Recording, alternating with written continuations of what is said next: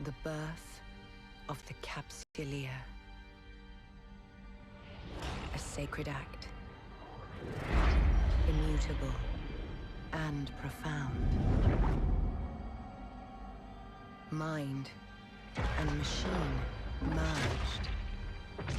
Flesh fused with power beyond mortal limits. United with destiny, a ship and its heart. They are one.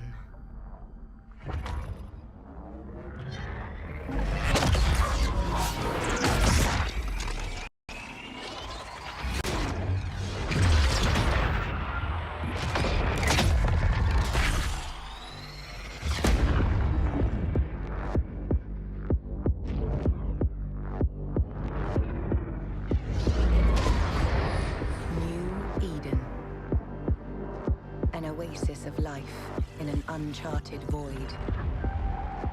A galaxy where power and wealth spur humankind. Where four great empires seed the fractured renaissance of man.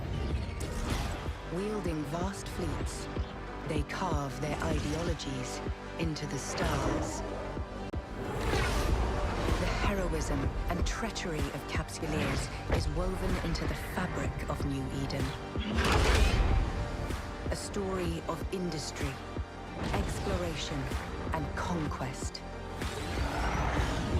However you choose to forge your destiny, do so with heart. New Eden is yours to shape. This is where your legend begins.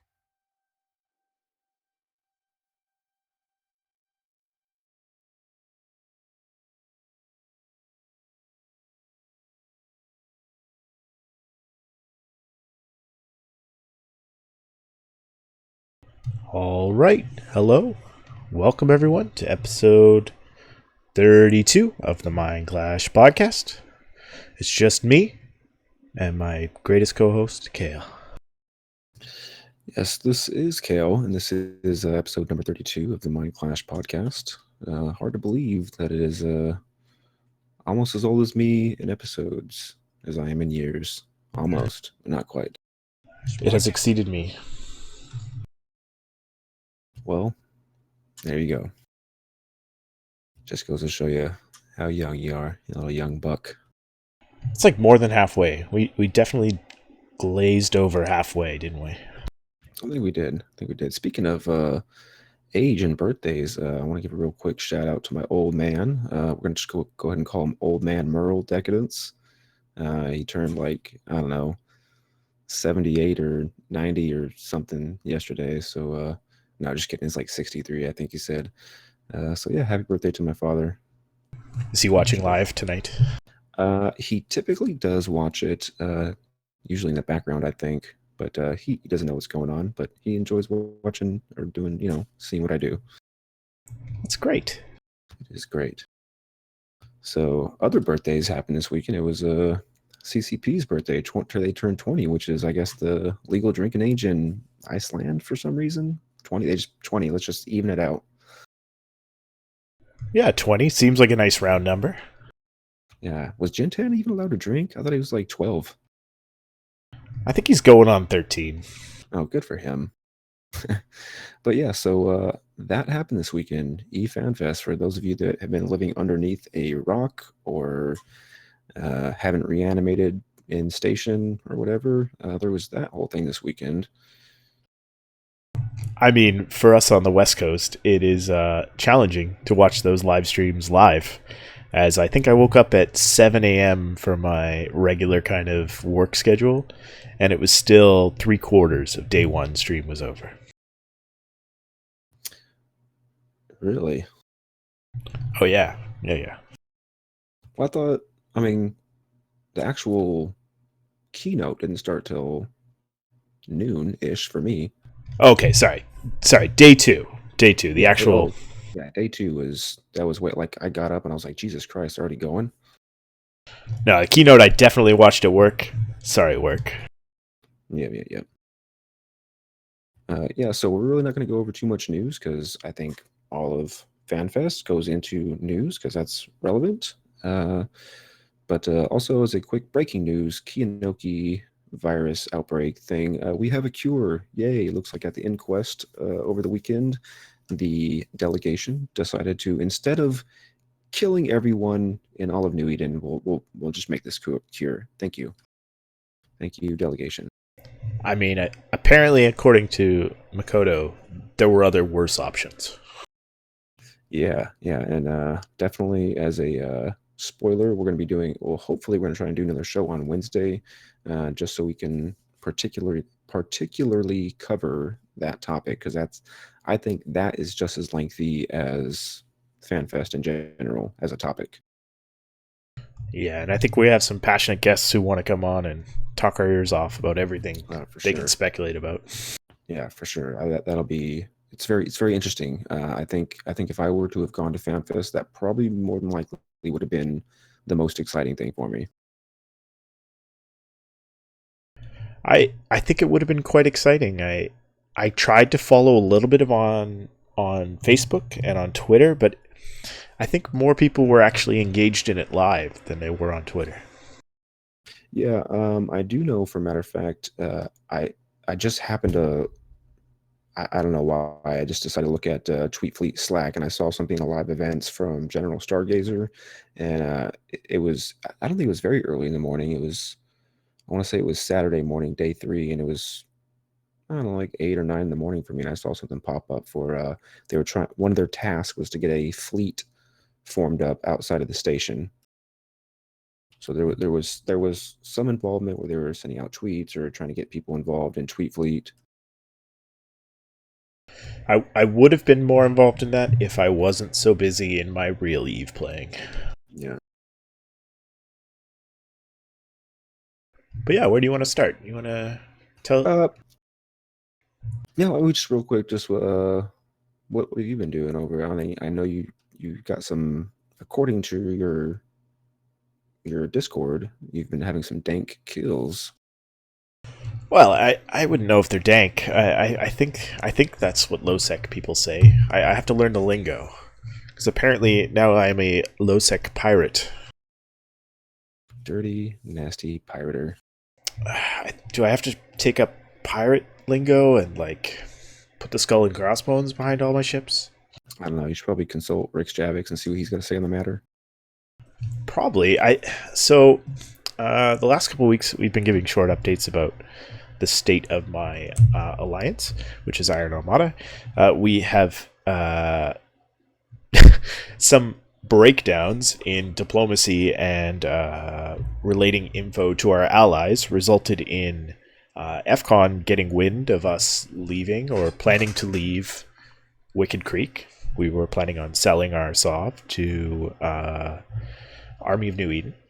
And FCON found out and didn't like that. They would prefer to forcefully remove our Sov from our hands.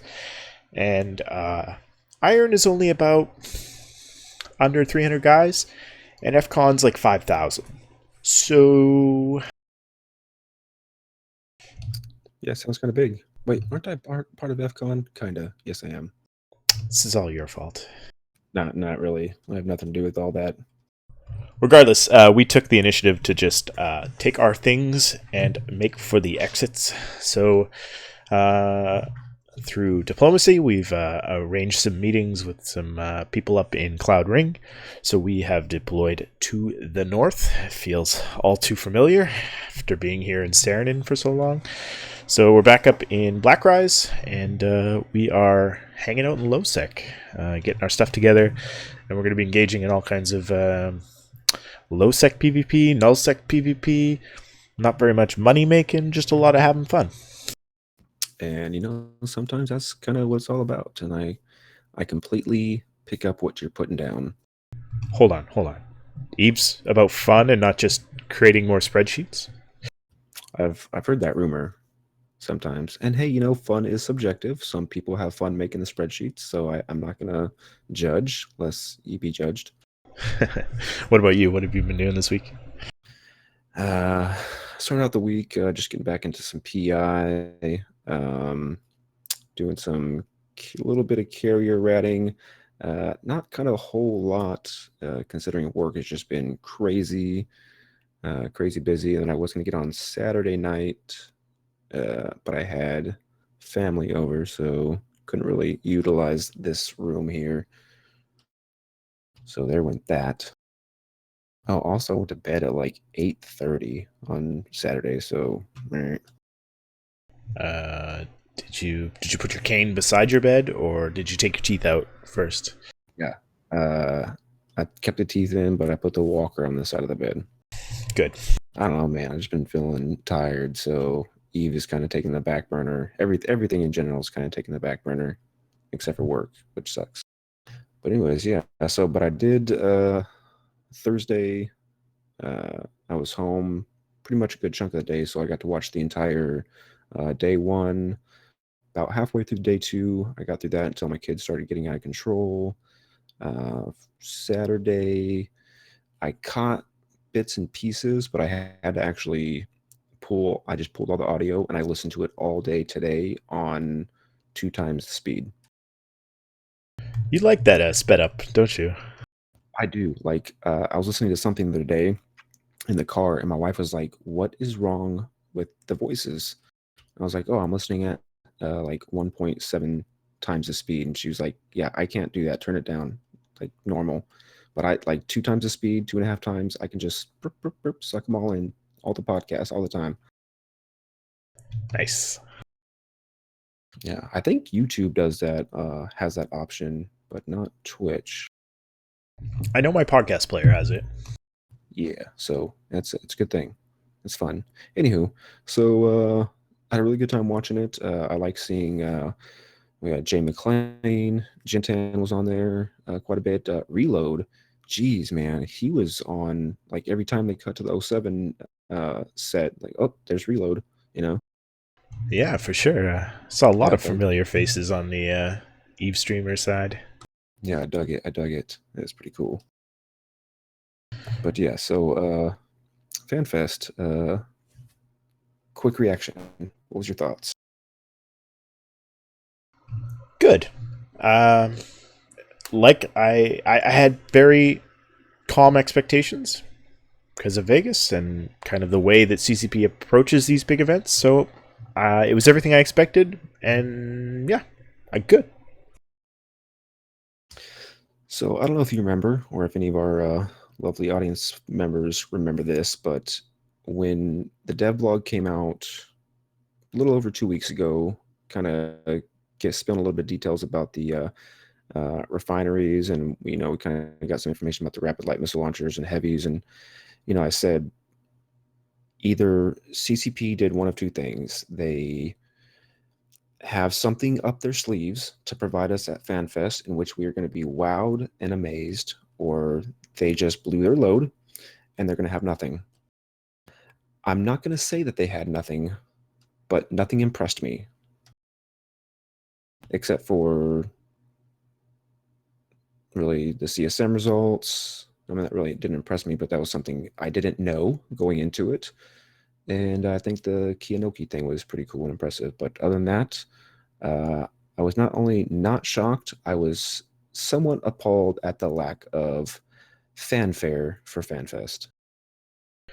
Well, to play devil's advocate, remember the fan fests where they like previewed the crazy trailers? Remember that crazy trailer that had the Stargate and the EMP, and there was like no context to it? It was just like a big battle over the Stargate, and it was like, oh, we're gonna build stations, we're gonna build crazy Stargates, we're gonna go to new space like this year. I do. Except the roadmap, it's on the roadmap, but it takes a little bit more progress to get to that stage. So, like, we've been sitting waiting for Stargates for 4 years, and Which was also kind of hinted at this year.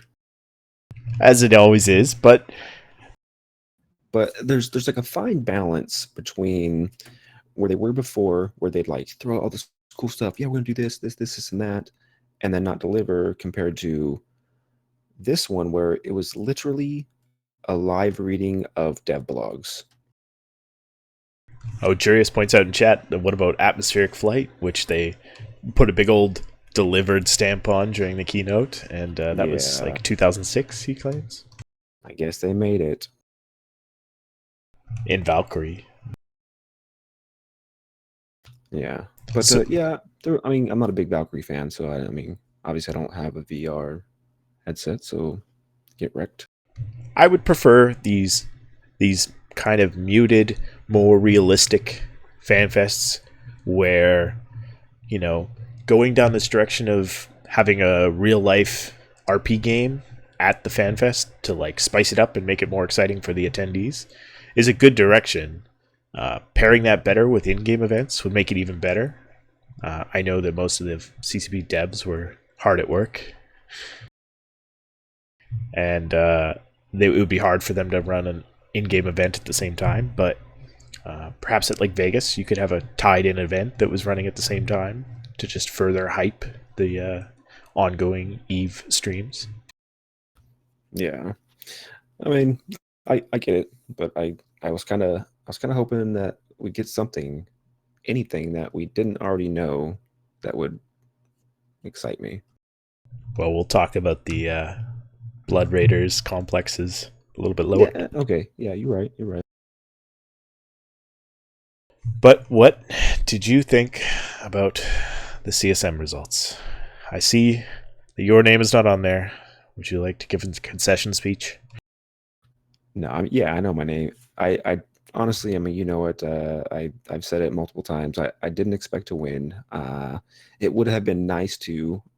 It would have been nice if any of our illustrious guests who've been on who are kind of representing that high. Not that I'm representing a high sec ticket, but I would have liked to have seen, excuse me, somebody else other than a strict null sec sweep happen. But. I'm good with Jintan. I love that dude. I think he's an excellent, excellent CSM member. The judge returning as well. We've had him on the show. He's usually in the chat. If not in the Twitch chat, then he's in the Discord chat, going at it. Which I think that was the first time I actually saw what he looked like when I saw him on stream. Not really what I was thinking in my mind. You know how that is when you hear somebody and then you see them, you're like, that's not what I thought you'd look like. The judge? Yeah.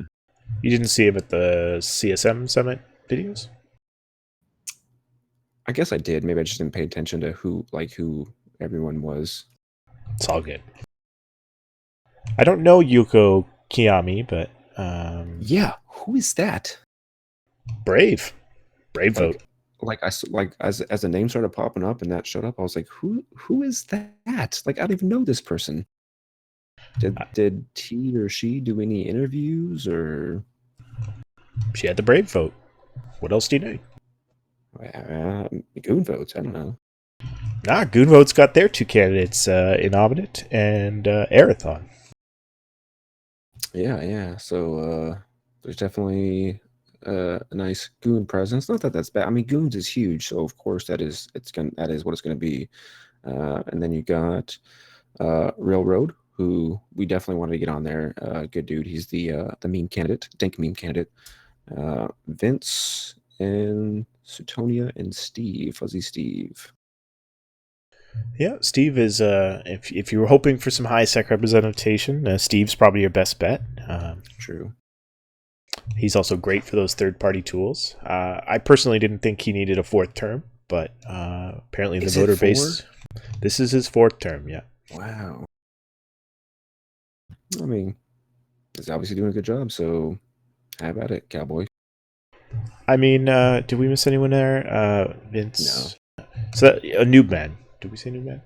Yeah, I did. Well, no, I didn't. But yeah, noob man. He's a returning second or third time. Second term. Yeah. So, interesting. I found, or something I found interesting about this was, it was 32,000 and some odd change number of people or number of accounts who voted for this, and then later then I noticed later that the CCP Twitch stream had around 33,000 viewers or followers. So I'm starting to think about these numbers. Like, how many people do we actually have playing this game compared to what CCP thinks we have actually playing this game? Because apparently it's only about 33,000. 3,300? 33,000. 33,000. Wow. I saw like peak live numbers on Twitch at like 8,000. Well, I mean, for how many people follow CCP's Twitch? Oh yeah, that's totally reasonable.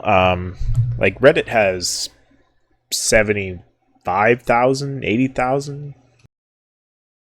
Not all active though, but it was just interesting to see that number of how many people do we think actually play Eve or who are actively engaged in the community? But it's 32,000 people compared to how many does CCP think they have playing the game? 1 million? Maybe not. Yeah, probably 600,000 million. I don't know. It's hard to say with all the high sec numbers and people who are alphas and occasional subscribers. I bet you there's like a couple million, 3, 4 million people who've subscribed in the last 2 years. Well, damn it, get out there and vote for Kill Decadence next year, you bunch of jabrones. So anyways, so after that, they kind of went into a lot of different things that we already knew. The exoplanet research for the next Project Discovery. They went into the dynamic PvE.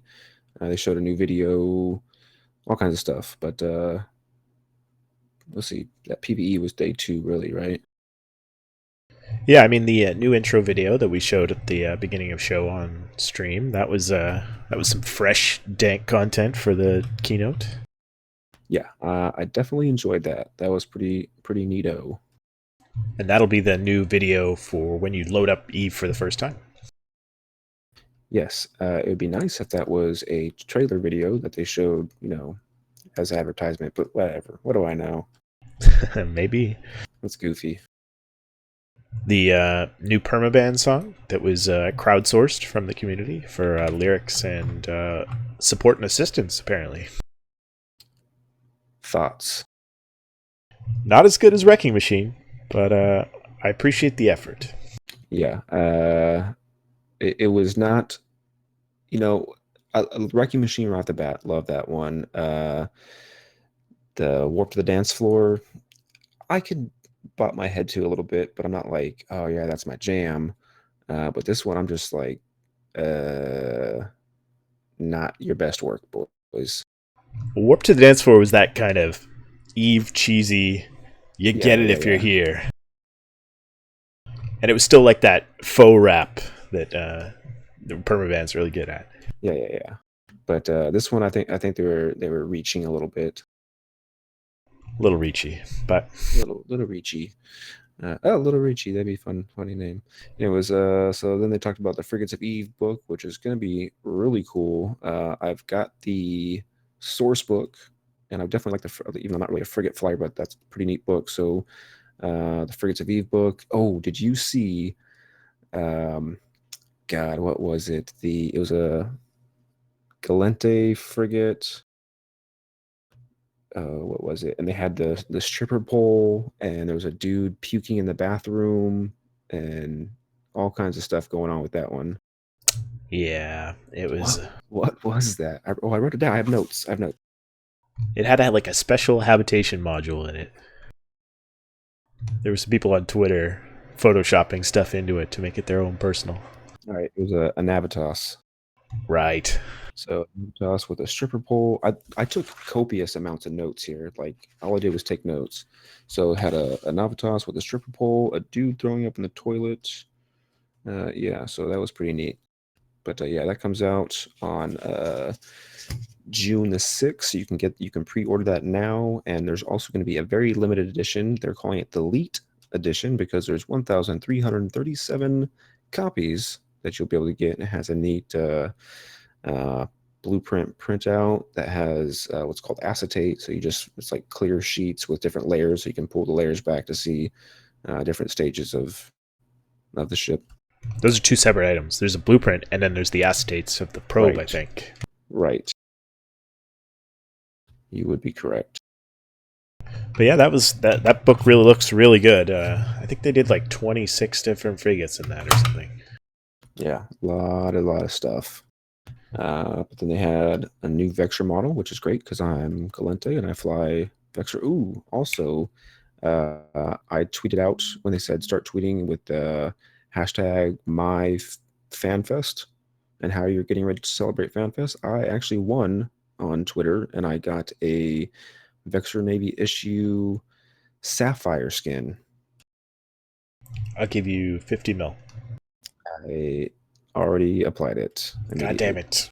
I mean, it looks sick. I fly VNI, so I do too. I have the other blue one for my alt, but yeah, I could do with another. Yeah, really like the redesign. It's a bit funny because it's got the hybrid turret hardpoints really kind of focused on in the new model, but like I once fit hybrid turrets to my Vexor. yeah. But I mean, how much fancy shit can you do with the drone bay, right? Yeah, they didn't really. I don't think did they really show drones coming out. They just showed them opening. The side slots like open True. like gills, and there's like 6 drone bays. Yeah, pretty interesting. Yeah, there were some other new models in the art panel, but that's on day 3, right?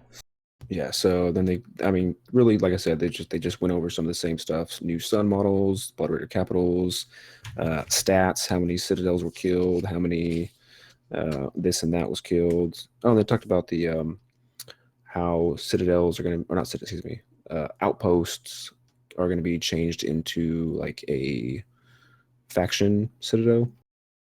So Certain outposts.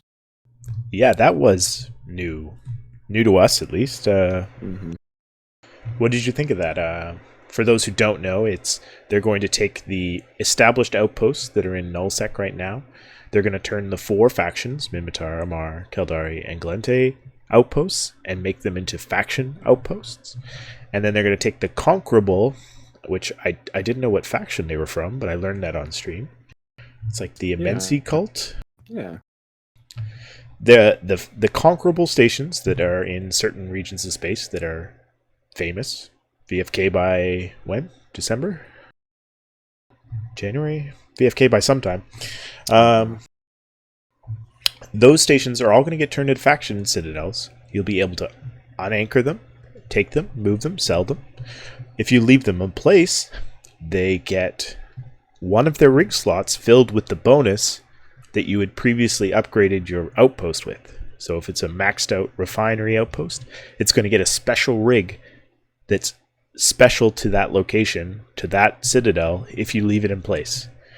If you move it, you have to obviously break the rigs and move it. Mm-hmm. Still get a cool looking citadel, but...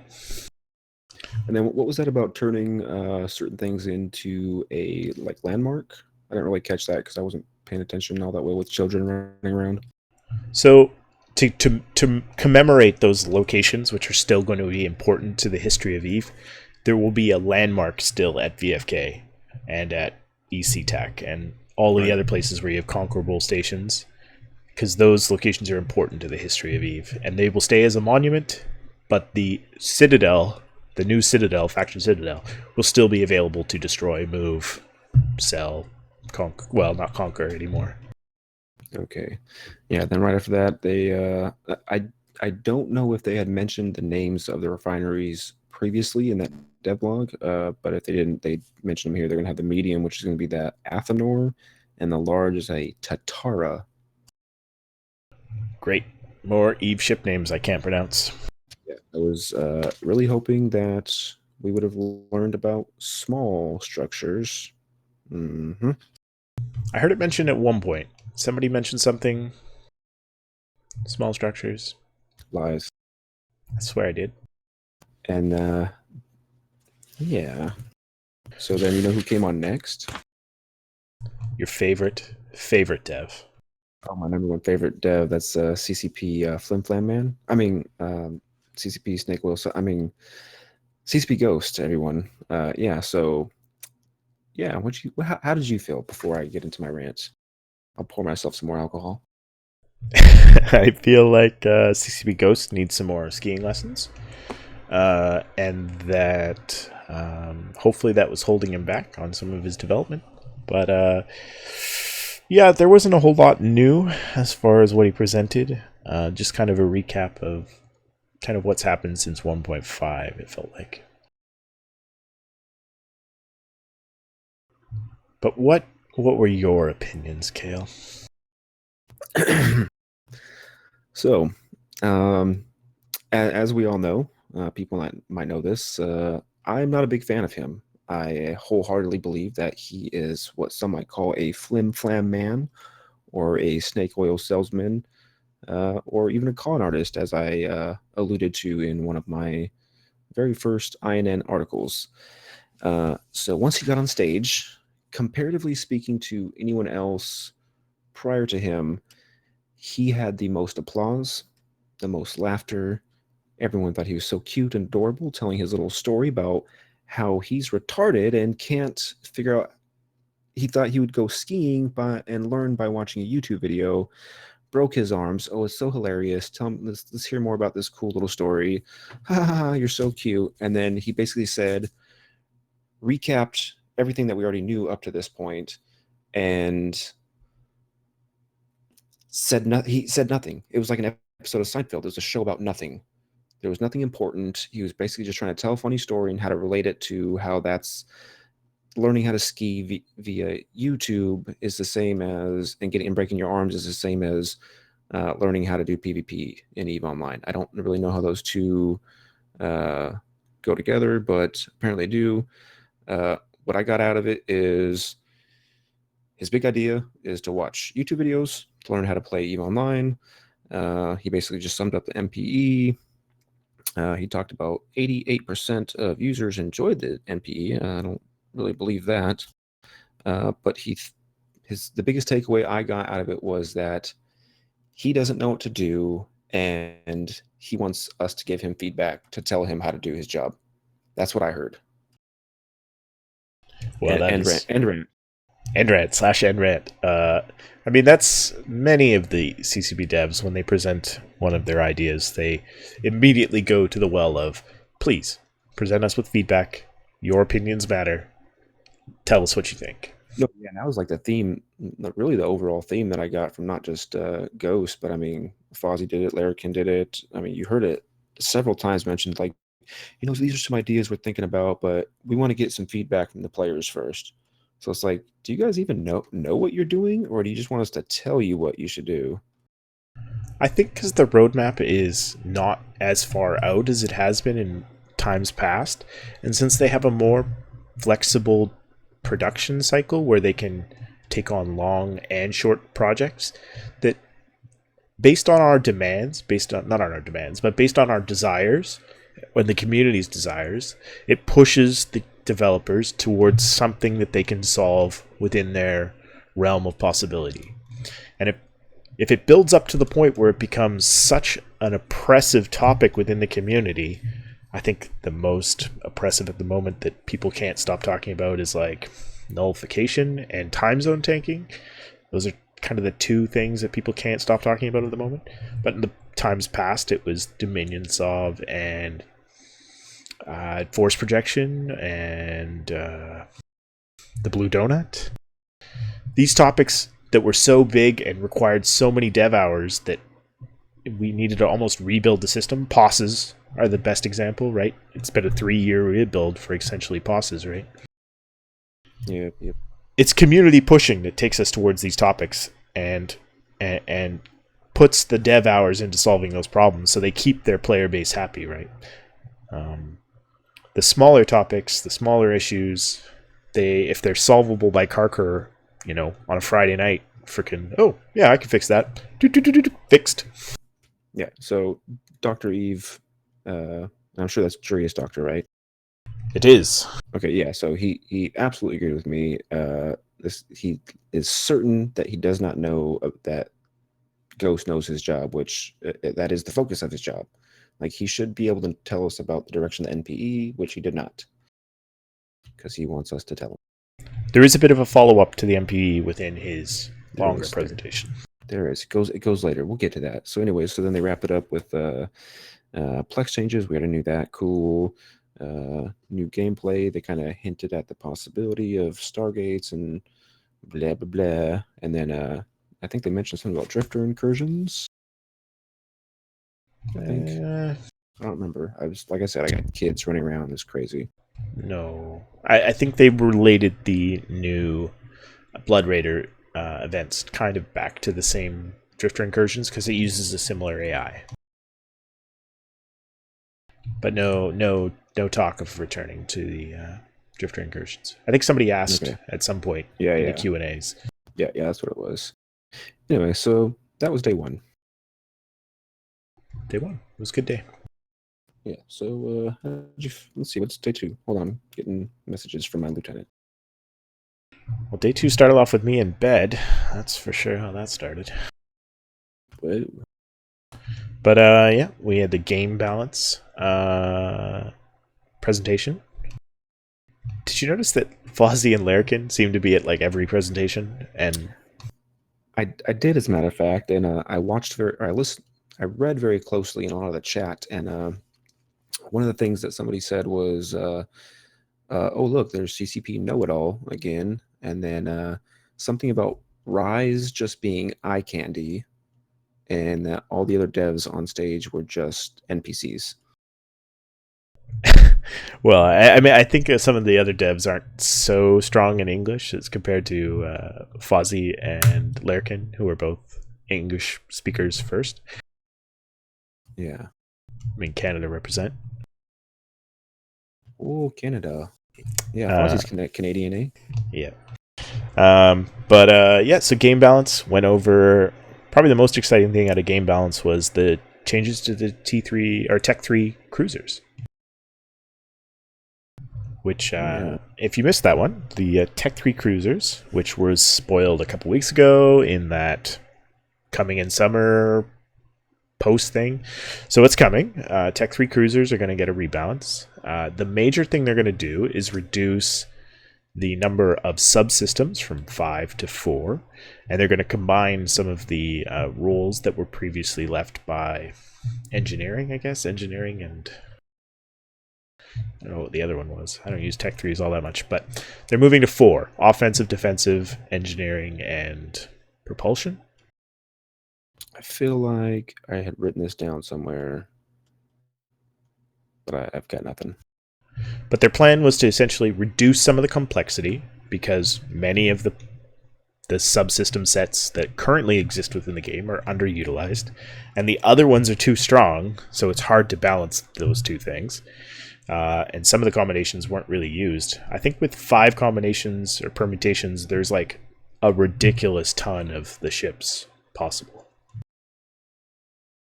Yeah. Like 5 permutations, 5 ships, 4 ships.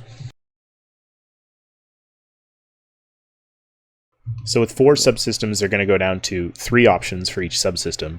So you can still have the customization of the Tech 3 cruiser, which makes it unique, but it'll be able to be balanced and tweaked at a better level than what it was before. Now, what's the problem with Tech 3 cruisers every time you try to repackage them? I don't know, because I've never had to repackage one. Stupid rigs. So if you're going to fly a Tech 3 cruiser, these are Tech 3 cruisers. And you want to like make it good, you're going to put T2 rigs on there. To rip T2 rigs out to change your modifications of your subsystems just doesn't happen. People don't do it. Screw it, I'll just bring out another Tengu, or I'll just bring out another Loki. I'll have one Loki that's my webbing Loki, one that's my I sort of web Loki, one that's my damage Loki, one that's my alpha Loki, one that's my blah blah blah blah blah blah blah blah. Yeah, I've got 3 Tengus, a Proteus, 2 Proteuses, yeah, and nothing else, because they all do different things. Yeah, so screw that garbage. Their solution, instead of removing rigs, which is the way I thought they were going to go, every time you repackage, or you can, sorry, you don't even have to repackage. You can unfit your rigs from a Tech 3 cruiser. How nice. The only ship in the game that'll be able to do that. How fancy. I know it's going to be OP in a few months. Sure, yeah. Well, I mean, whenever that is, TM. can't be worse than it is now. Well, I mean, it could be. You got to get past the faction battleship meta first. Yeah. So that's the big game balance change that's coming. I think there were some other changes. They talked about the changes they'd made in the last year. There was the rapid light missile release that came out on April 1st, which is not a joke. They really are doing the rapid lights and the heavies. So a 5.6% buff to heavy missiles and a reduction of the bonuses given to rapid light missile launchers to hulls that bonus mediums. So yeah, and I will tell you, and I did like that when they were talking about some of the stuff, and Fozzie had said, why did we choose 5.6, and kind of get an explanation. I prefer hearing that because I'm like a more, I have to see and hear things. So even though yes, a lot of this stuff was a live reading of a dev blog, it's easier for me to digest if I'm watching it. So I guess thank you for that, because I used to be a Marine, so I ate crayons. Not my fault. which color's the best tasting? Macaroni and cheese. Gotcha. Also coming from the that team is a tier side to all Tech 1 guns and launchers. Yeah. And they're also looking for feedback on over 700 different modules. I think they said there's like 1,000 different guns or something. Yeah, there's a lot. Yeah, I don't know what half of them do. Look, like, all I know is what drones do and missiles and rails. That's all I need to know. I fly a lot of Mimitar, and all I know is prototype is Tech 4. But prototype is not Tech 4 in missiles. It's weird. Anyways, so they're going to fix that, make it better. It's probably the same way they fixed micro warp drives and afterburners, making it a compact and like energy fittings, energy use kind of. Change the bonuses to kind of specialize your gun instead of just this one is slightly better than this one is slightly better than this one. Yeah. I'm going to be honest with you. Like when they do those rebalances and stuff, like, change micro warp drives, besides just having to get used to buying something different in the marketplace, I don't care. Like it is what it is. I don't pay attention to that kind of stuff. Yeah. But they also discussed potentially making all meta modules in that size class at the same time buildable by players. Mm-hmm. Yep. Which for like a core kind of mechanic to Eve that everything is built by players, that's kind of exciting. I did hear that they were considering adding modules or drops to missions or rats that would still be required to build those meta modules. So like the way the new meta modules for capitals are built. Yeah. Except for those ones that use large parts. Yeah. They're talking about, the capital ones that use large parts, so they're going to fix that. Which I don't build, but that sounds weird. It does sound weird. So yeah, that's balance changes. They're going to change the bonuses to the slave implants. Yeah, so what they're doing, it's not so much the change of the bonus. So what they're doing is they're taking the Sancha and Garista, they're splitting it so where you have the Sancha armor stuff is going to become shield stuff for Garistas. Or got that right?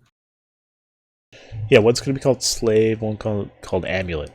Yeah, so they're going to have the amulets, the slaves. They pretty much have a big breakdown. I mean, I've got the whole breakdown written here. So they're gonna have angels, which can have Halo for Sig, Savior, which I don't know what that does. Oh, for remote logi cycle. It's hard to read my handwriting.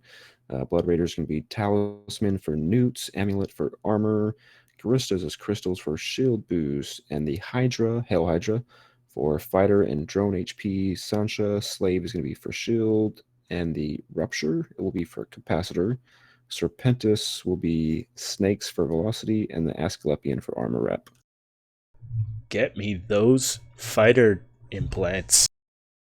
Hell Hydra. Oh, yes.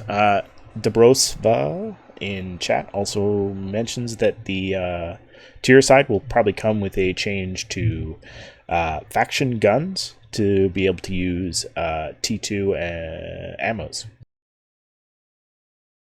Yeah. So then they kind of went along with some other capital things. We're talking about bombs. So we're going to have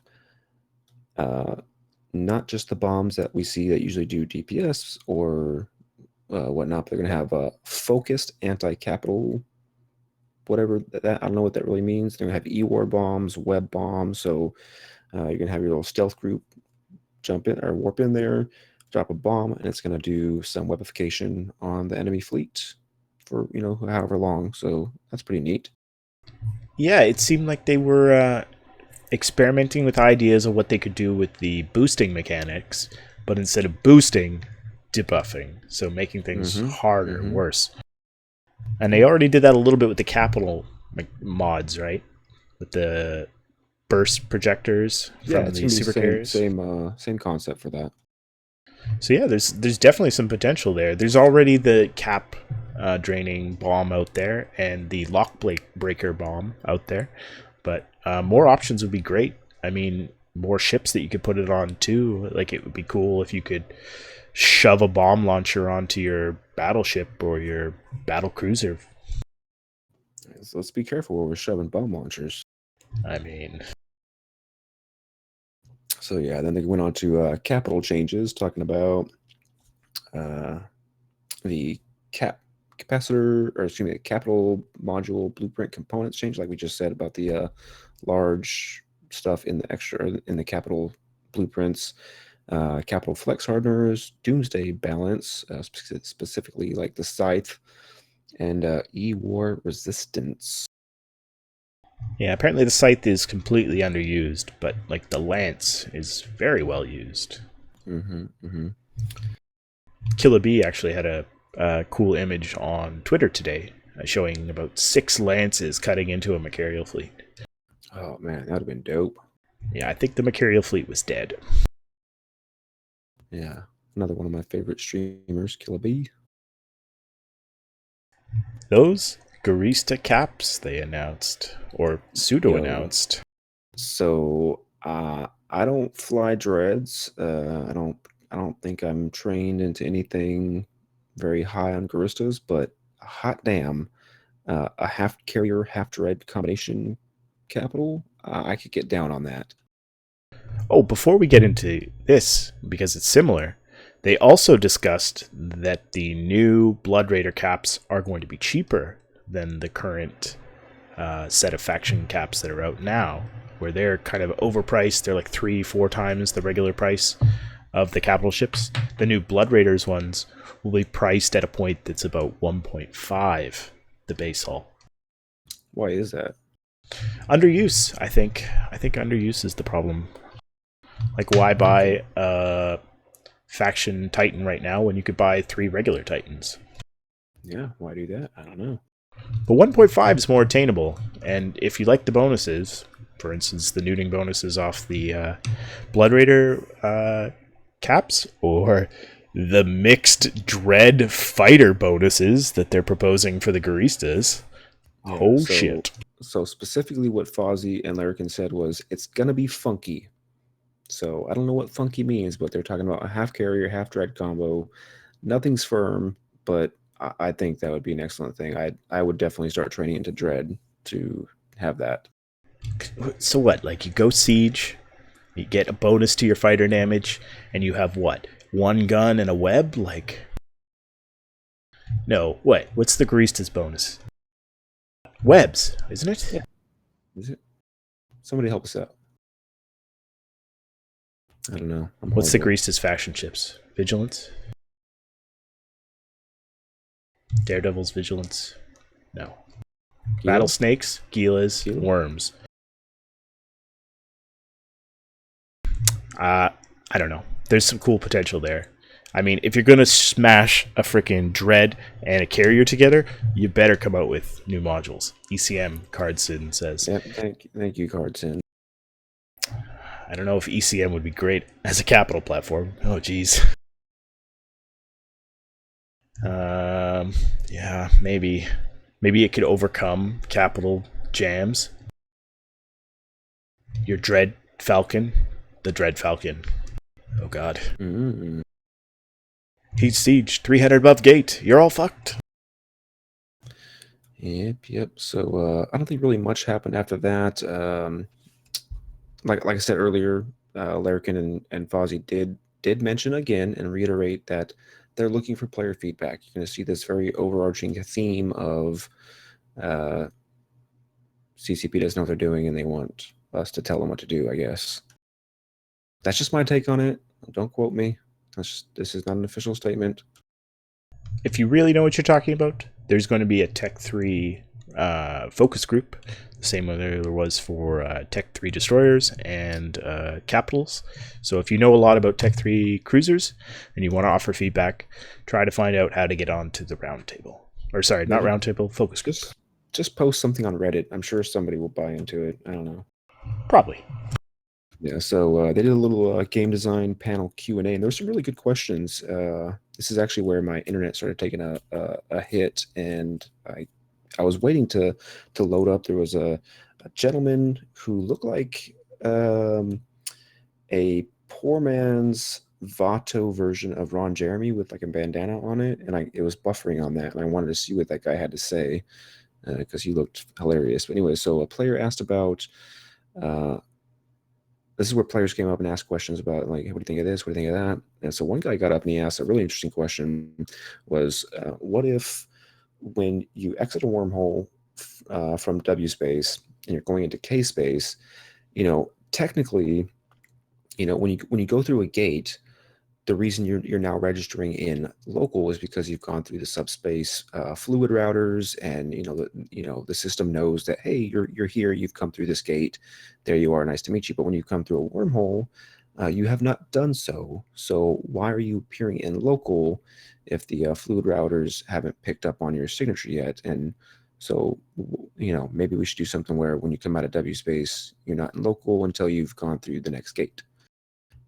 CCP didn't like that idea. They said it's stupid, but I thought that was a pretty cool idea. Yeah, it sounded like a wormholer wants a free intel buff. I mean, it makes sense lore-wise. Like, you're coming out of thin air, and you haven't registered on any technology yet that you're there. I mean, in wormhole space, should you be able to communicate with anyone else back in New Eden? Shut the fuck up. Mm-hmm. Damn it. Okay, anyway, so then another guy asked about physics. I guess I've never noticed this before because I don't really do fleet stuff with capitals, but I guess when you do a fleet warp and you land, sometimes your capitals bounce each other off because their physics aren't proper. Every time. So yeah, so he asked for that, and they didn't really seem to go along with that idea. They said, yeah, we'll get to it. Well, I think they want to fix it, and they want to fix it in regards to Astra houses and other upwell structures. For when you're tethered, you shouldn't be able to be bumped. That the tether should, like, anchor you in space. But I don't think they have a mechanics solution for how to, like, increase your mass so you're not broken and it's not doing other weird things. True. But yeah, there was some good Q&As. Did you hear any questions that were like particularly eye-opening to you, or something you didn't think about before? Besides the guy in the PvE phenomenal PvE session who suggested that command destroyers be used by the Blood Raiders to further mess us up, don't give them any better ideas. Yeah. Anyways, that's about as far as I got into day 2. I know they talked about Project Discovery. Again, nothing we already didn't know. We're going to try and find exoplanets. I know that I did actually catch a few glimpses of it when I was sitting in my car at a stoplight. I just turned it on real quick. It was the longest stoplight in the world. So I watched a little bit of that. They're showing like graphs and charts and, overlays of planets and spectrums and lights and stuff. Yeah, there was a very, very science-heavy astrophysics presentation by the guy who Sciencey discovered. guy. Yeah, he discovered a couple of the first exoplanets. He went real deep, real deep. If you like Yeah, a lot of words. astrophysics, A lot of go words. listen to that presentation. And there's words and graphs and charts and things that were beyond me. So good thing I didn't watch that. What else did they talk on day 2? That's about it. After that, they went into the actual game mechanics behind Project Discovery again for what we achieved during the cell part of it, the cell slides, Project Discovery, and how awesome we are. I want to know if anybody either watched it or if they know it has recorded that Eve and how it relates to martial arts panel. Oh yeah, that was one of the. I'm curious to know how that went. To like what possibly correlation could you get between martial arts and Eve Online? I don't know. Is that like grid foo? What is grid foo? Maybe taking advantage, leaving advantage, lulling your opponent into thinking they have advantage. I guess. So if you happen to have gotten video of that, or if you know anything about what that was about, I'd love to know because that sounds delightful. In the Eve graphics and VFX presentation, they went over a lot of the things they covered in previous ones, the suns, the changes to stargates that were kind of shown during the keynote, where they want to add the same kind of docking sprites and increase shaders. Actually, the image on that Amar gate from old to new was quite stark and quite beautiful. Yeah. One thing real quick I do want to mention is my thoughts and feelings on the ISD, right? You love and appreciate all the hard volunteer work that they do. I love them so much because like they're so involved with the community and everything. But really, I thought it was very interesting how there was more. Okay, yes, ISD. I realized that there's more than one team, and the ISD people you see in the help channels are not the same people that are in the forums, and not the same people that are writing the news stories and all this and that. Gotcha. You had all hands on deck for FanFest, but Jesus, there was more ISD involvement, including from my man ISD Stall. What's up? Shout out. There was more involvement there than there was in the Eve help channels. Drop the mic. Yep. And was there any? I can't remember if there were any new ship models announced in the Eve graphics and VFX, or if that was in the art. Okay, so talking about for day 3. Oh, these just the end of day 2 after Eve VFX and graphics. No, they didn't. They didn't talk about. Well, yeah, they did kind of talk about new ship models that are going to be coming eventually. I don't particularly remember what they were. I think they said they're going to add the moving parts to the Prowler again, which I fly Prowlers. I like them. Interesting. I do not. I don't even know what that is. So cool. It's the Minmatar DEST. All right. Dr. E. Arturius says the Osprey, Caldari Industrials, and Rupture. Right. The Rupture looks similar, but good. The Caldari Industrials look like they make sense together now. Yeah, I mean, again, just one of those things I don't really pay attention to unless it's something like crazy weird, like the Dominic's potato scenario. The end of day 1 was structures. where they talked about all the things that we've already heard about structures, some cool stats about use. Day 2. This is on day 2. And then the last presentation was my favorite presentation of the whole weekend. Phenomenal PvE. Yeah, I missed that one, so go right on ahead.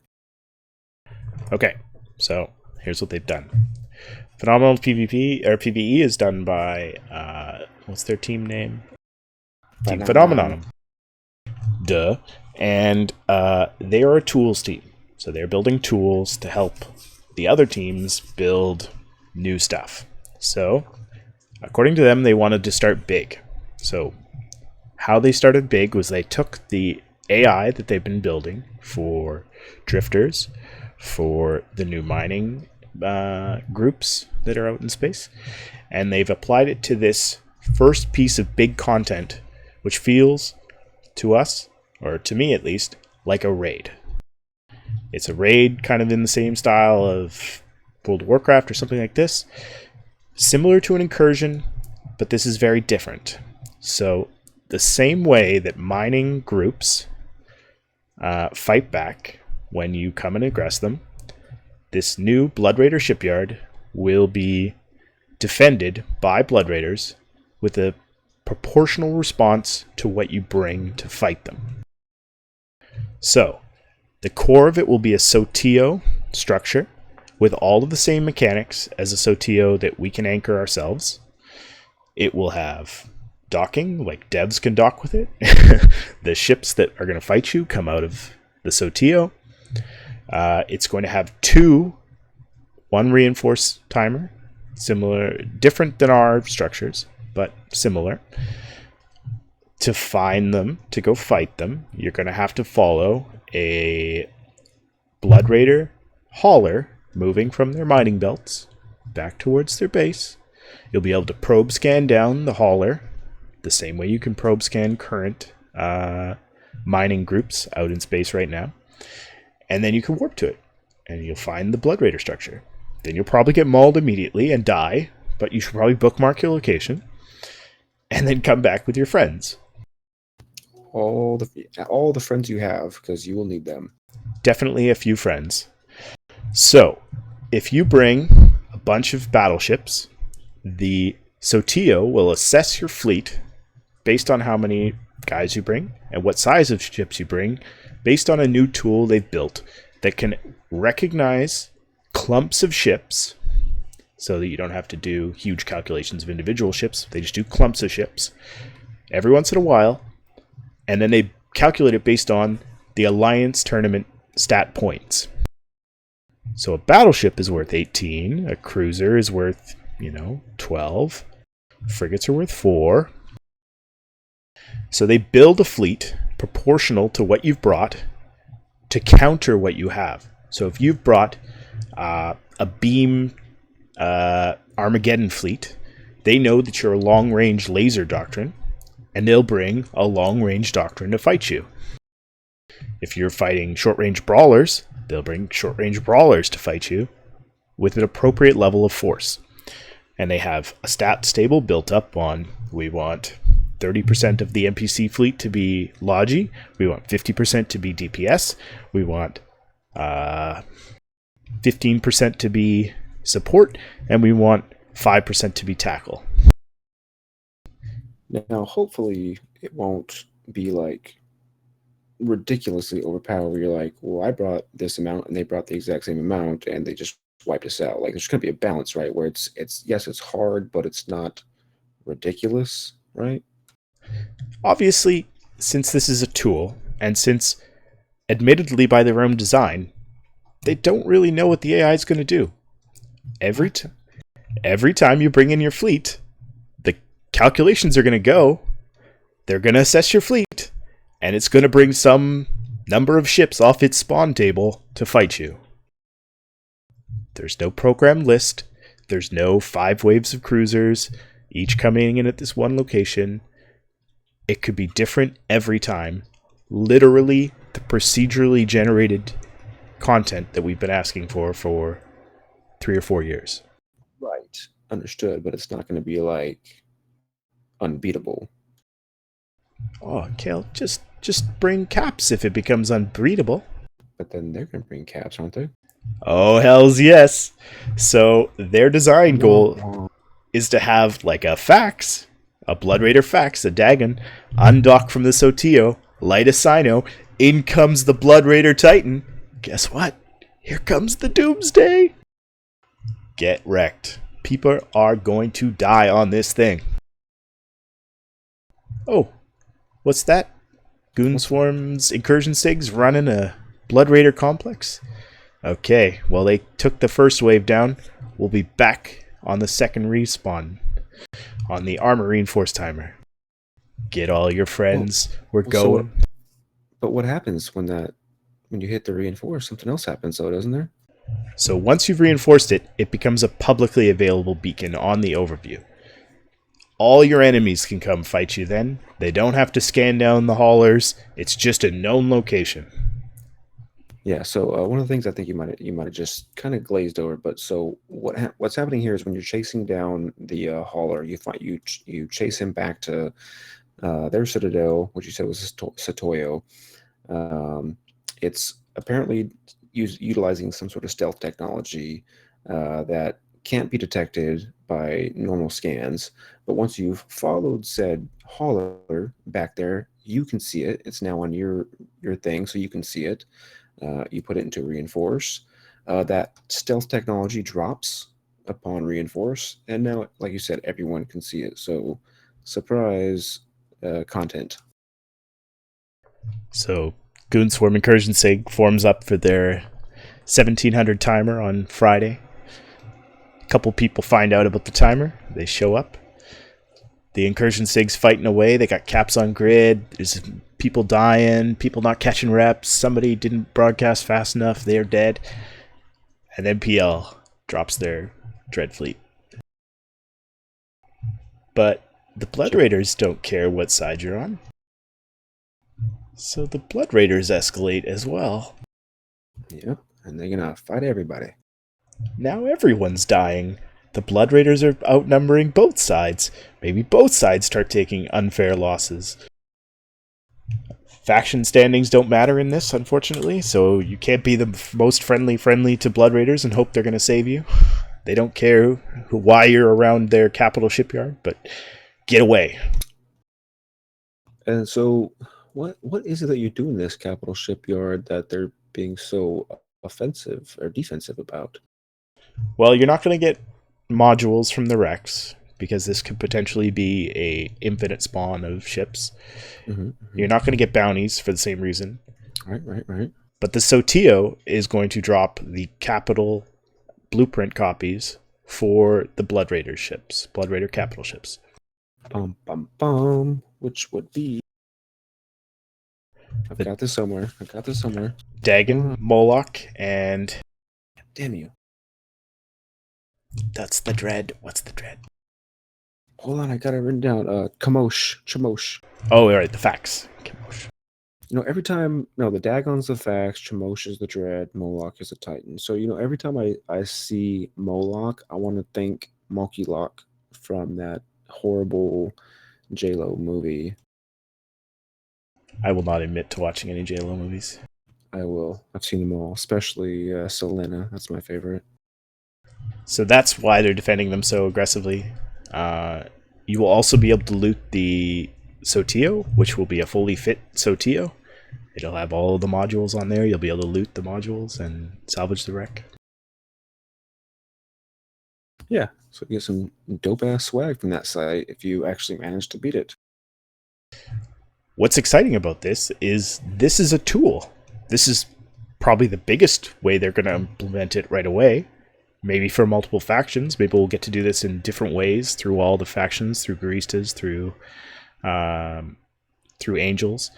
But also, they can take this tool and export it to 5-man content, or level 5s, or missions, and just make proportional responses to what you bring.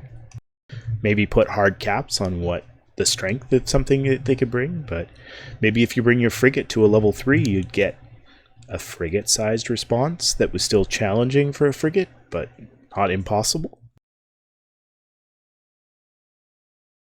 instead of just the Eve survival guide, how to do Save the Damsel 3001. Oh, I love Saving the Damsel. So yeah, that was my most exciting piece of announcement and releases at FanFest. Yes, that was I would agree the most exciting thing, because that's pretty cool. That is utilizing that new AI that they've been talking about for a while and moving it into a direction of good, fun PvE content. So how much did you see of day 3? Okay, I visually saw all of CCP Ghost garbage, but like I said, I had to I had to actually turn it into an audio format and listen to it at 2 times speed, so I can put it all into the brain today in a matter of. I took 8 hours, put it into 4 hours.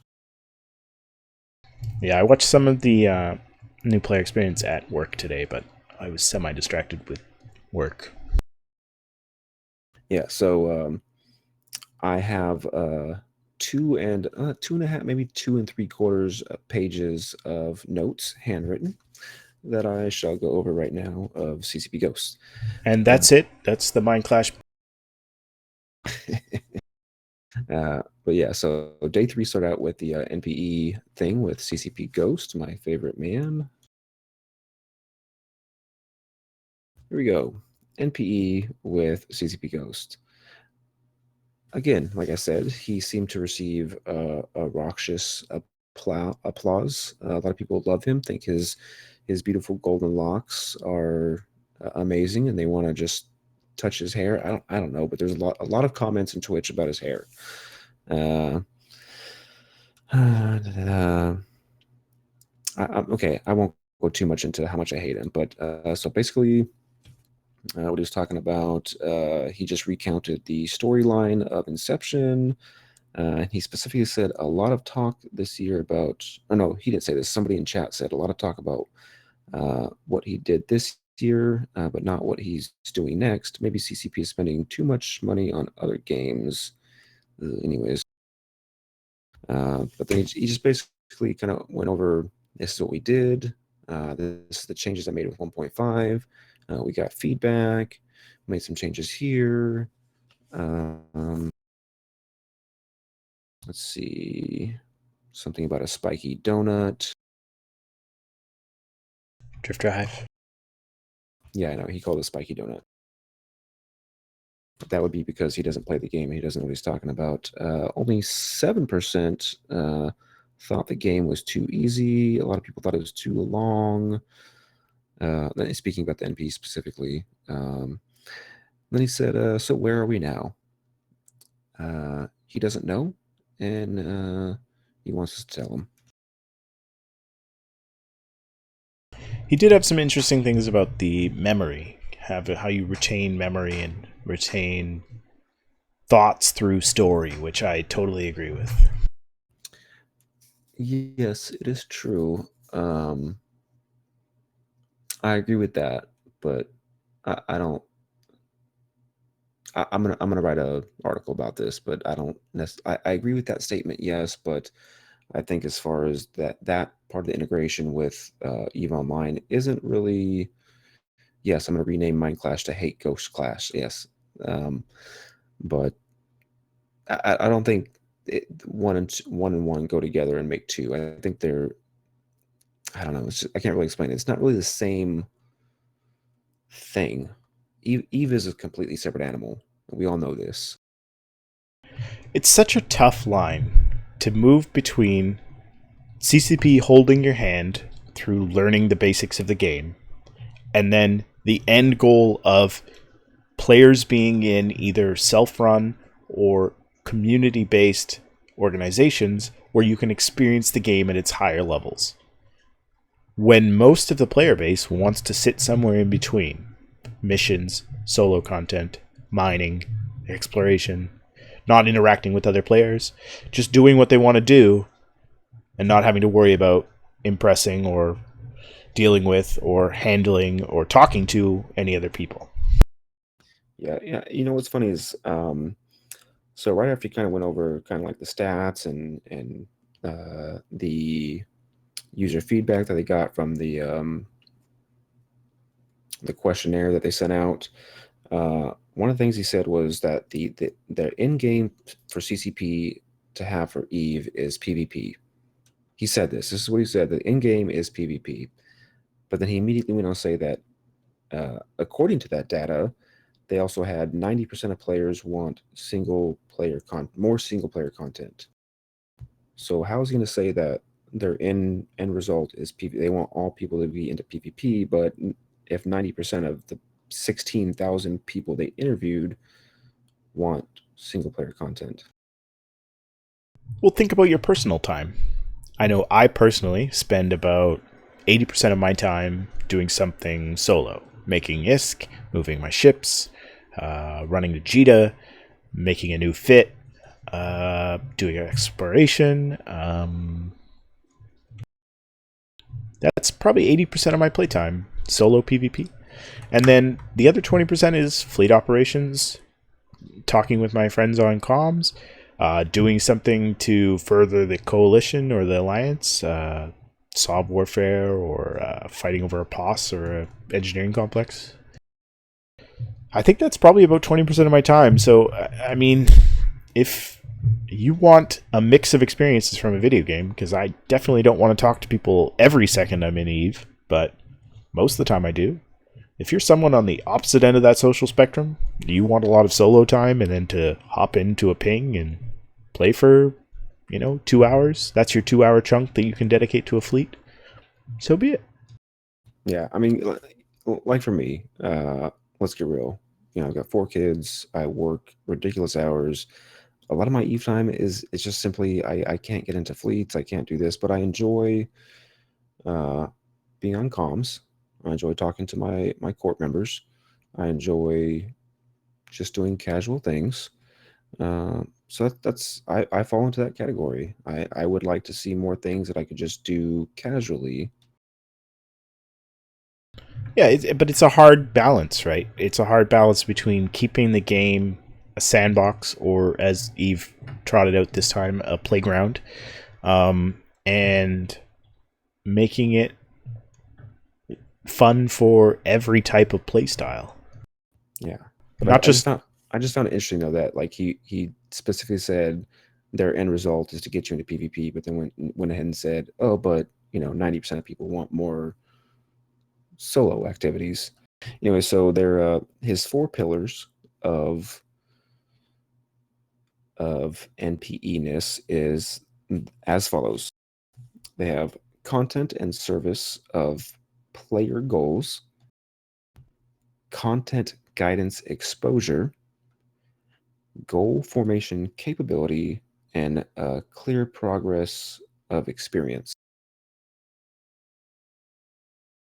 So that is his 4 pillars of how he's going to effectively change NPE and fix Eve. I mean, it's a dirty job, and someone's got to do it.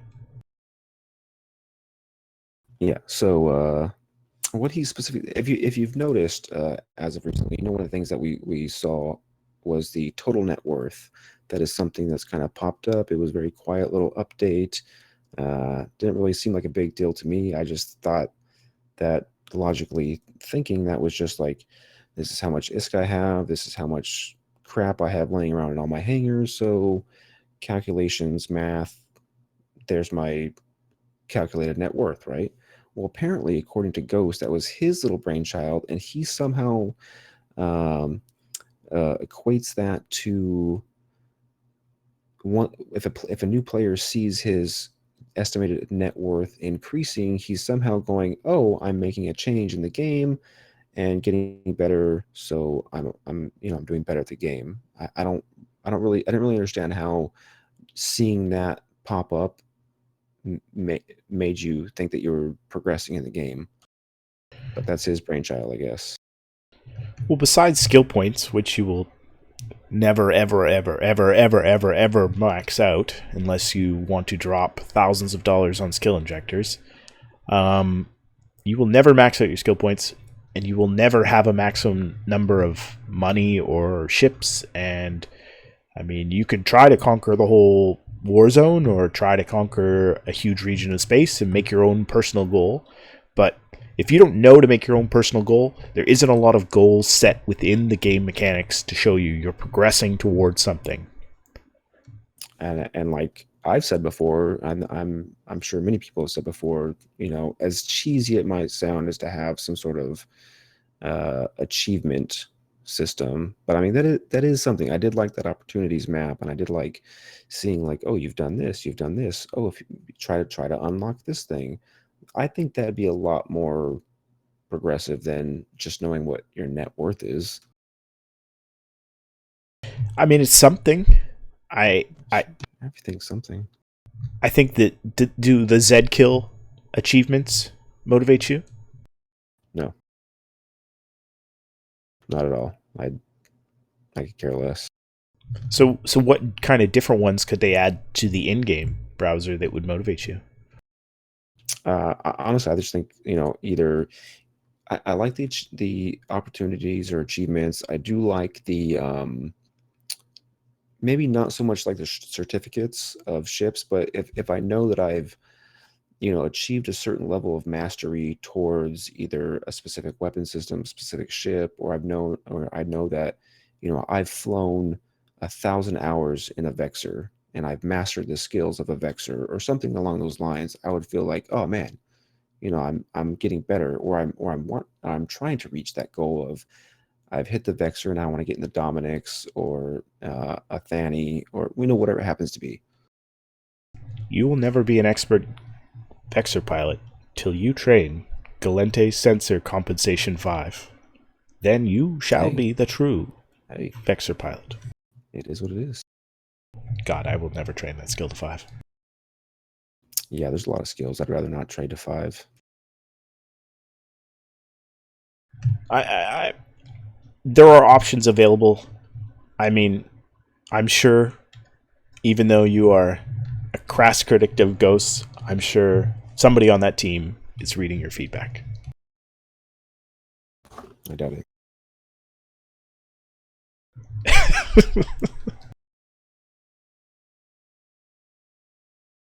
I couldn't read that on stream. You want to read it? It says, suck it, Ghost. Fair enough. Well, there was a couple player presentations near the end of day 3. It wasn't the Dirty Secrets of Trillionaires, but it was more than point one. It was a presentation by Rivra, a couple of the people from Eve Mogul, I think. And they gave a presentation on player trading, market trading, like how to make money from doing market PvP and all of the different ways you can do it. And it was quite informative. Yeah, it was kind of like at that point where I was at work and I was listening to it, and I was like, I had it in my headphones, but I was like doing other things, and then it was just kind of like real passive in the back of my mind. And then I started paying attention. I'm like, what are we talking about right now? It was really weird. And I recognized Rivra, and I was like, oh, we must be talking about economics or something. Yeah, it was good. It's worth watching back if you have a chance. And then the last one was Eve NT giving you a presentation on all of the things that Eve NT does. Yep. And I heard chocolate rain or rain chocolate, however she wants to go there, not to be confused with rain that drizzles upon you, but RAHNE. She made sure to point that out. Yep. What was the Equalizer 11? Is he the guy who sets up the Eve NT Collides background? Yeah. Did you see him proposing to his girlfriend during the more than 0.1 presentation? I missed that because I was kind of, like I said, I was listening at 2.0 speed or two times speed. So everything, I was just kind of sucking it in. I got bits and pieces, but I must have missed that one. So halfway through the presentation, they cut back to the Eve TV set, and he proposed to his girlfriend on stream, who was there at the event. Didn't we have one of our lady guests who was on? She was talking about her and her fiance were going to Fanfest. I believe it was Oh, what was her name?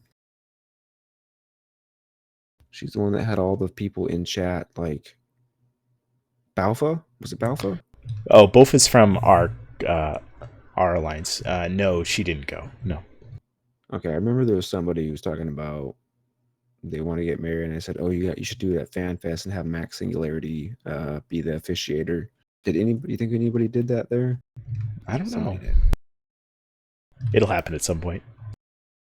LB says, "I heard Hilmar gets Primea Nocta if you propose at FanFest." I don't know what that means, but it sounds hot.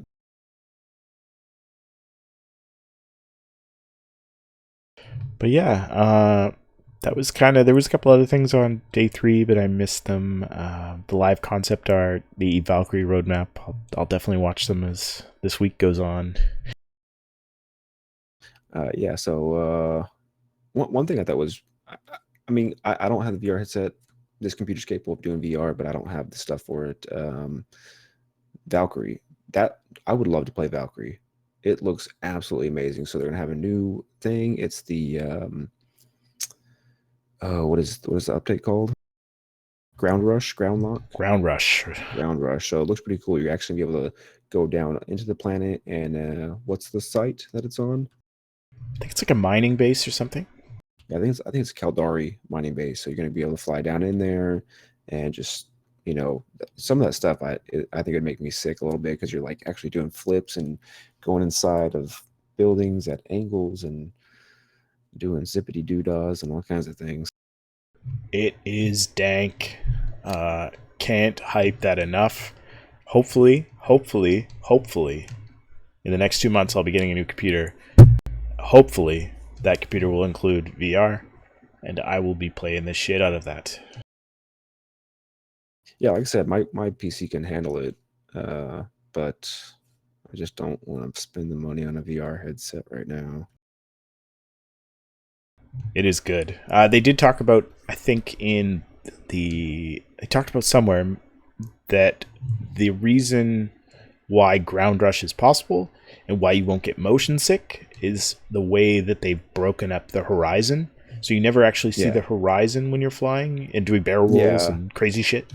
Yeah, so what I can't remember the guy's name, but he was actually very, very good person to listen to. I could actually really enjoy the way he was talking and presenting. I don't remember that guy's CCP name. Rue? Yeah, Rue. So yeah, he's talking about how they're gonna make it so your main focus is looking at what's ahead of you, so you're not gonna be really focusing on doing all those flips and barrel rolls and stuff, and you're just gonna be focusing on the target ahead. So I can get that, and I can see he was talking about there's one player in particular who literally logged in for 8 hours a day every day for a week.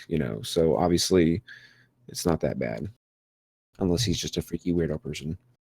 There are some of them. Well, I mean, the last kind of exciting thing that we haven't covered yet that was announced at the closing ceremonies is Vegas. Boom, boom. Yeah, so here's the thing. So I was gonna go to Vegas last year. I had tickets, I had the flight, I had the hotel, I had everything booked, and then literally 2 weeks before FanFest, I was told I was going to Afghanistan. So I missed that. I was disappointed, and I was hoping that it wouldn't be on Halloween again this year, which they did not do. However, October 6th is my youngest son's birthday, so I missed that last year. I don't think no, I didn't miss it, but I did miss Halloween. But I wouldn't want to miss a kid's birthday to go to FanFest or Vegas. So maybe I'll go. Wouldn't you? I personally would, but don't tell my wife. Just scratch the numbers out on the calendar. Birthday. He won't know any different. Just do it on Thursday. Fuck it. Just a bouncy castle solves everything. Take him to Chuck E. Cheese. Beat the shit out of Chuck. So yeah, good. Eve Vegas, October 6th to October 8th. It's at the Link this year, not Planet Hollywood. Yeah, I've actually never heard of the Link before. I have no idea what that is. It's one block. So you go from Planet Hollywood, you go past Paris, you go past the next one. It's across from Caesars, the Link. So, yep. Early bird tickets are gone. Super early birds are gone.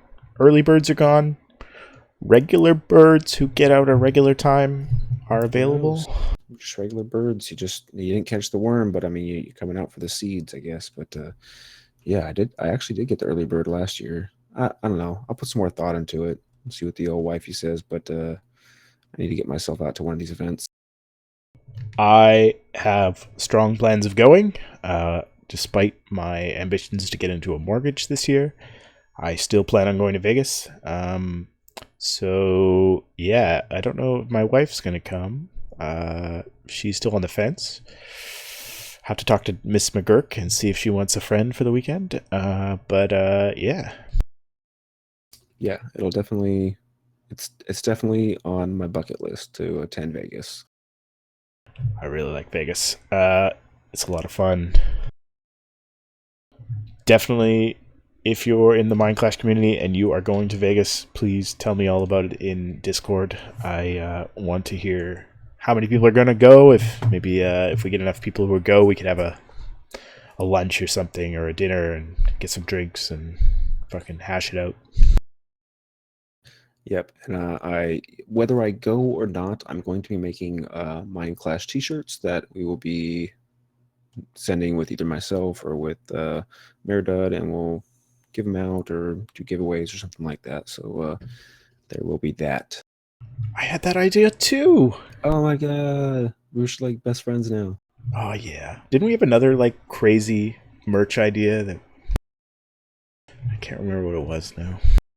Yeah, you can get these specialty one-of-kind Kale Decadence hats. Kale top hats. That would be amusing. If we both go, we could do a show from Vegas. Yeah, obviously. Open comm style. Oh boy. No twerking. No kissing. Some twerking, no kissing. Okay. But yeah, so that was a Fanfest in a very, very large nutshell. So we will venture to get all the lore experts on to discuss the Kanoke solution problem. Is it a solution now? It's a solution. Apparently, according to Falcon, there is much more to come on that vein of lore. So there'll be lots to talk about next week. Yep. I strongly hope they actually throw it into the game and we can actually see an event, a real cool event happen. Yeah, it's definitely time for another in-game event. It is. So anyways, yeah, we're gonna wrap it up there. Hopefully, like I said earlier, we might have on Wednesday a special edition, so we can have the guys from the Arikata research group come. Am I saying the right Arikata? Something. This is 10% barley wine, and I'm on number 2, so I'm ready to roll. Words are hard. It's fucking me up right now. Anyway, so the Arikata research group, that we're gonna try and get them on Wednesday and talk about all the lore things. Anyways, start wrapping this thing up. Let's do our little 30-second elevator pitch. You've been listening to anything cool or playing anything new? My poor laptop had the AC adapter go this week, so my Overwatch binging has come to a screeching halt. I've been forced to go back to not only playing more Eve to evac my shit, but to have something to get away from the game. I've been playing The Binding of Isaac Rebirth. I should just buy the other expansion, but I actually did get that as well. I have that. I should probably get onto that. Every time I see like an Eve, or not Eve, but a Steam sale or a Humble Bundle deal, that's like just too good to pass up. Because I mean, $5, you get a bunch of games. But yeah, that game came in a Humble Bundle. Is it any good? Oh, it's great. You gotta love you play Eve, you love the punishing games. It is really fun. It's always random. Okay. It's always different. It's a good, fun game. Nice. I'll have to actually start playing that. You? Anything this week? So I do quite a bit of driving, a lot more driving than I'd like to. So, like I said, a lot of podcasts coming into my brain at 2 times normal speed. Two of them happens to be stuff that they don't want you to know and stuff to blow your mind.